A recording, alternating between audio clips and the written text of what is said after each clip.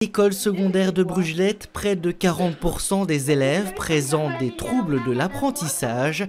Laura était en 3e primaire lorsqu'elle a été diagnostiquée dysphasique. J'ai du mal à m'exprimer, j'ai aussi pendant des textes, je confonds des sons.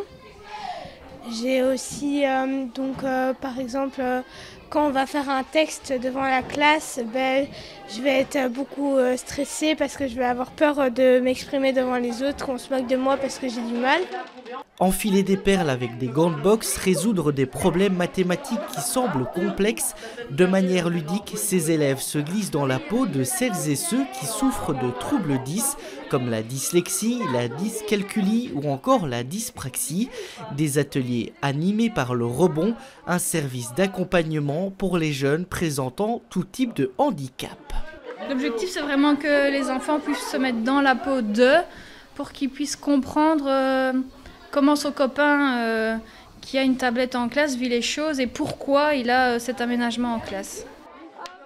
Ça peut être un trouble au niveau visuel, auditif, etc. qui va engendrer des difficultés bien particulières. Par exemple, dans la dyslexie, un enfant dyslexique, il peut tout aussi bien confondre, par exemple, des lettres qui se ressemblent dans un même mot, comme le M et le N, le P ou le B, ou confondre les sons. La dyscalculie, ça va être un gamin qui va avoir du mal à calculer, d'accord, à appréhender le nombre, à compter, à bien aussi dénumérer, enfin voilà, tout ce genre de choses. En fait, ce qui nous paraît à nous implicite, facile, pour eux, c'est compliqué parce qu'ils l'ont pas encodé dans leur mémoire ou ils l'ont pas encodé comme geste cognitif. Il existe 6 types de troubles 10 auxquels s'ajoutent les troubles de l'attention. Ici, les élèves à besoins spécifiques suivent les mêmes cours que les autres. On va vers de l'inclusif. Donc les enfants sont avec leurs difficultés en classe et on répond à leurs besoins. Donc en utilisant beaucoup les médias, on renvoie des cours par mail pour ceux qui ont des problèmes de dysgraphie, dysorthographie. Donc comme ça, ils ont toujours un plan de secours. Il y en a qui travaillent sur tablette au lieu d'avoir des cahiers, qui ont leur journal de classe sur tablette. L'utilisation des TBI, voilà. Et puis en passant par le concret, par le corps, par le ressenti.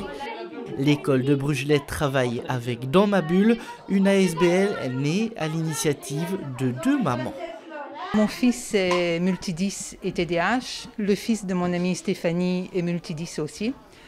Et l'idée est venue sur le parking de l'école où nos enfants allaient.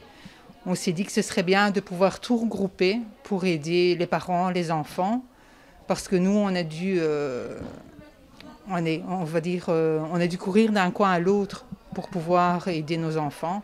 Et on ne voulait pas ça pour d'autres parents. Une neuropsychologue travaille déjà avec l'ASBL et une logopède devrait prochainement intégrer l'équipe. Une bénévole propose une aide aux devoirs, mais Dans ma bulle aiguille aussi les parents face à un diagnostic. On a beaucoup de parents qui sont démunis tout de même.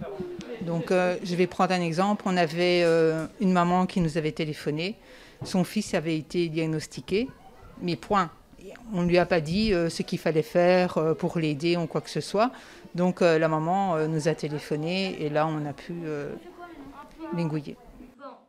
Cette action de sensibilisation à l'occasion de la Journée mondiale des troubles 10 sera réitérée chaque année à la Maison des Phénix.